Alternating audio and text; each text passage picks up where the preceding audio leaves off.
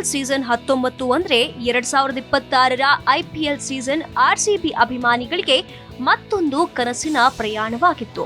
ಕಳೆದ ವರ್ಷ ಮೊದಲ ಬಾರಿಗೆ ಟ್ರೋಫಿ ಗೆದ್ದು ಇತಿಹಾಸ ನಿರ್ಮಿಸಿದ್ದ ರಾಯಲ್ ಚಾಲೆಂಜರ್ಸ್ ಬೆಂಗಳೂರು ಈ ಬಾರಿ ಚಾಂಪಿಯನ್ ತಂಡವಾಗಿ ಮೈದಾನಕ್ಕಿಳಿದಿತ್ತು. ಎಲ್ಲರ ಮುಂದೆ ಇದ್ದಿದ್ದು ಒಂದೇ ಪ್ರಶ್ನೆ, ಆರ್ಸಿಬಿ ಮತ್ತೆ ಕಪ್ ಗೆಲ್ಲುತ್ತಾ ಎಂದು. ಆದ್ರೆ ಈ ಬಾರಿ ತಂಡ ಕೇವಲ ಟ್ರೋಫಿ ಗೆಲ್ಲಲು ಮಾತ್ರ ಆಡಲಿಲ್ಲ. ಸಂಪೂರ್ಣ ಟೂರ್ನಿಯಲ್ಲಿ ಅತ್ಯಂತ ಸಮತೋಲನದ ಆತ್ಮವಿಶ್ವಾಸದಿಂದ ಕೂಡಿದ ತಂಡವಾಗಿ ಕಾಣಿಸಿಕೊಂಡಿತ್ತು. ಕೊನೆಗೆ ಮತ್ತೊಮ್ಮೆ ಫೈನಲ್ ಗೆದ್ದು ಬ್ಯಾಕ್ ಟು ಬ್ಯಾಕ್ ಚಾಂಪಿಯನ್ ಆಗಿ ಹೊಸ ಇತಿಹಾಸ ನಿರ್ಮಿಸಿತು.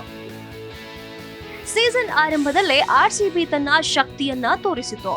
ಸನ್ರೈಸರ್ಸ್ ಹೈದರಾಬಾದ್ ವಿರುದ್ಧದ ಮೊದಲ ಪಂದ್ಯದಲ್ಲೇ ಭರ್ಜರಿ ಗೆಲುವು ಸಾಧಿಸಿ ಚಾಂಪಿಯನ್ಸ್ ಬಂದಿದ್ದಾರೆ ಎನ್ನುವ ಸಂದೇಶವನ್ನ ಉಳಿದ ತಂಡಗಳಿಗೆ ನೀಡಿತು. ದೇವದತ್ ಪಡಿಕ್ಕಲ್ ಹಾಗೂ ವಿರಾಟ್ ಕೊಹ್ಲಿ ಆರಂಭದಿಂದಲೇ ಉತ್ತಮ ಫಾರ್ಮ್ನಲ್ಲಿ ಕಾಣಿಸಿಕೊಂಡ್ರು.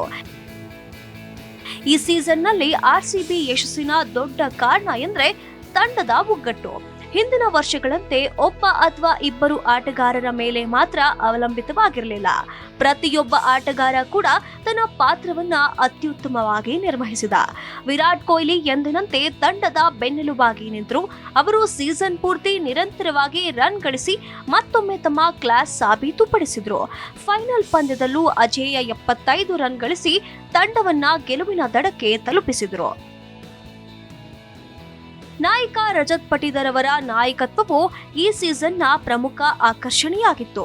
ಹೆಚ್ಚು ಭಾವೋದ್ವೇಗ ತೋರಿಸದೆ ಶಾಂತವಾಗಿ ತಂಡವನ್ನ ಮುನ್ನಡೆಸಿದ ಅವರು ಸರಿಯಾದ ಸಮಯದಲ್ಲಿ ಸರಿಯಾದ ನಿರ್ಧಾರಗಳನ್ನ ತೆಗೆದುಕೊಂಡರು. ಅವರ ನಾಯಕತ್ವದಲ್ಲಿ ಆರ್ಸಿಬಿ ಲೀಗ್ ಹಂತದಲ್ಲಿ ಅಗ್ರಸ್ಥಾನ ಪಡೆದು ಪ್ಲೇ ಆಫ್ ಪ್ರವೇಶಿಸಿತು. ಬೌಲಿಂಗ್ ವಿಭಾಗದಲ್ಲೂ ಆರ್ಸಿಬಿ ಈ ಬಾರಿ ಅತ್ಯಂತ ಬಲಿಷ್ಠವಾಗಿತ್ತು. ಜಾಸ್ ಹೇಜಲ್ವುಡ್, ಭುವನೇಶ್ವರ್ ಕುಮಾರ್ ಹಾಗೂ ಇತರ ಬೌಲರ್ಗಳು ನಿರಂತರವಾಗಿ ವಿಕೆಟ್ಗಳನ್ನ ಕಿತ್ತು ಎದುರಾಳಿಗಳಿಗೆ ಒತ್ತಡ ತಂದ್ರು. ಹೇಜಲ್ವುಡ್ ಕೆಲವು ಪಂದ್ಯಗಳಲ್ಲಿ ಲಭ್ಯವಿಲ್ಲದಿದ್ರೂ ತಂಡದ ಬ್ಯಾಕಪ್ ಆಟಗಾರರು ಅದ್ಭುತ ಪ್ರದರ್ಶನ ನೀಡಿ ಕೊರತೆ ಕಾಣಿಸದಂತೆ ನೋಡಿಕೊಂಡ್ರು. ಮಧ್ಯದಲ್ಲಿ ಕೆಲವು ಪಂದ್ಯಗಳಲ್ಲಿ ಆರ್ಸಿಬಿ ಸ್ವಲ್ಪ ಹಿನ್ನಡೆಯನ್ನು ಅನುಭವಿಸಿತು. ಸತತ 2 ಸೋಲುಗಳಿಂದ ತಂಡದ ಬಗ್ಗೆ ಪ್ರಶ್ನೆಗಳು ಎದ್ದವು. ವಿಶೇಷವಾಗಿ ಮಧ್ಯಮ ಕ್ರಮಾಂಕದ ಬ್ಯಾಟಿಂಗ್ ಬಗ್ಗೆ ಟೀಕೆಗಳು ಕೇಳಿಬಂದವು. ಆದರೆ ಒಳ್ಳೆಯ ತಂಡಗಳು ಒತ್ತಡದ ಸಂದರ್ಭದಲ್ಲೇ ತಮ್ಮ ನಿಜವಾದ ಸಾಮರ್ಥ್ಯ ತೋರಿಸುತ್ತವೆ. ಆರ್ಸಿಬಿ ಕೂಡ ಅದನ್ನೇ ಮಾಡಿತು. ತಕ್ಷಣವೇ ಮರಳಿ ಲಯ ಕಂಡುಕೊಂಡು ಮತ್ತೆ ಗೆಲುವಿನ ಹಾದಿಗೆ ಮರಳಿತು.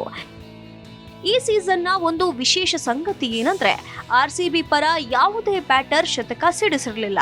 ಆದ್ರೆ ಅದರಿಂದ ತಂಡದ ಮೇಲೆ ಯಾವುದೇ ಪರಿಣಾಮ ಬೀರಲಿಲ್ಲ. ಏಕೆಂದ್ರೆ ಪ್ರತಿಯೊಂದು ಪಂದ್ಯದಲ್ಲೂ ಬೇರೆ ಬೇರೆ ಆಟಗಾರರು ಜವಾಬ್ದಾರಿ ಹೊತ್ತು ತಂಡವನ್ನ ಗೆಲುವಿನತ್ತ ಕೊಂಡೊಯ್ದರು. ಇದೇ ನಿಜವಾದ ಚಾಂಪಿಯನ್ ತಂಡದ ಲಕ್ಷಣ. ಅಭಿಮಾನಿಗಳು ಇದೇ ವಿಷಯವನ್ನ ಸಾಮಾಜಿಕ ಜಾಲತಾಣಗಳಲ್ಲಿ ಹೆಚ್ಚು ಪ್ರಶಂಸಿಸಿದರು.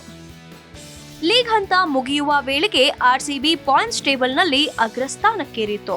ಈ ಸೀಸನ್ನಲ್ಲಿ ಅವರು ಅತ್ಯಂತ ಸ್ಥಿರ ಪ್ರದರ್ಶನ ನೀಡಿದ ತಂಡವೆಂದು ಹಲವರು ಅಭಿಪ್ರಾಯಪಟ್ಟರು. ಕ್ವಾಲಿಫೈಯರ್ 1 ಪಂದ್ಯದಲ್ಲಿಯೂ ಭರ್ಜರಿ ಜಯ ಸಾಧಿಸಿ ನೇರವಾಗಿ ಫೈನಲ್ ಪ್ರವೇಶಿಸಿದ್ರು. ಅಂತಿಮವಾಗಿ ಗುಜರಾತ್ ಟೈಟನ್ಸ್ ವಿರುದ್ಧ ನಡೆದ ಫೈನಲ್ ಪಂದ್ಯದಲ್ಲಿ ಆರ್ಸಿಬಿ ತನ್ನ ಅನುಭವ ಮತ್ತು ಆತ್ಮವಿಶ್ವಾಸವನ್ನ ಪ್ರದರ್ಶಿಸಿತು. ವಿರಾಟ್ ಕೊಹ್ಲಿ ಅವರ ಅದ್ಭುತ ಇನ್ನಿಂಗ್ಸ್, ಬೌಲರ್ಗಳ ನಿಯಂತ್ರಿತ ಪ್ರದರ್ಶನ ಮತ್ತು ತಂಡದ ಒಗ್ಗಟ್ಟು ಆರ್ಸಿಬಿಗೆ ಮತ್ತೊಂದು ಟ್ರೋಫಿ ತಂದುಕೊಟ್ಟಿತು. ಈ ಗೆಲುವಿನೊಂದಿಗೆ RCB back to back IPL champion ಆಗಿ ಇತಿಹಾಸ ನಿರ್ಮಿಸಿತು. ಒಂದು ಕಾಲದಲ್ಲಿ ಈ ಸಲ ಕಪ್ ನಮ್ದೇ ಎಂದು ಟ್ರೋಲ್ ಆಗುತ್ತಿದ್ದ ತಂಡ ಈಗ 2 ವರ್ಷಗಳ ಕಾಲ ಸತತವಾಗಿ ಕಪ್ ಗೆದ್ದು ತನ್ನ ಸಾಮರ್ಥ್ಯವನ್ನ ಜಗತ್ತಿಗೆ ತೋರಿಸಿದೆ. ಈ ಸೀಸನ್ ನಮಗೆ ಒಂದು ವಿಷಯ ಕಲಿಸಿದೆ. ಟ್ರೋಫಿ ಗೆಲ್ಲೋದು ಒಂದು ಸಾಧನೆ, ಆದ್ರೆ ಅದನ್ನ ಉಳಿಸಿಕೊಳ್ಳೋದು ಇನ್ನೂ ದೊಡ್ಡ ಸಾಧನೆ. ಮತ್ತು ಆರ್ಸಿಬಿ ಅದನ್ನ ಮಾಡಿ ತೋರಿಸಿದೆ. ಆರ್ಸಿಬಿ ಈಗ ಕೇವಲ ಒಂದು ತಂಡವಲ್ಲ, ಅದು ಒಂದು ಚಾಂಪಿಯನ್ ಲೆಗಸಿ.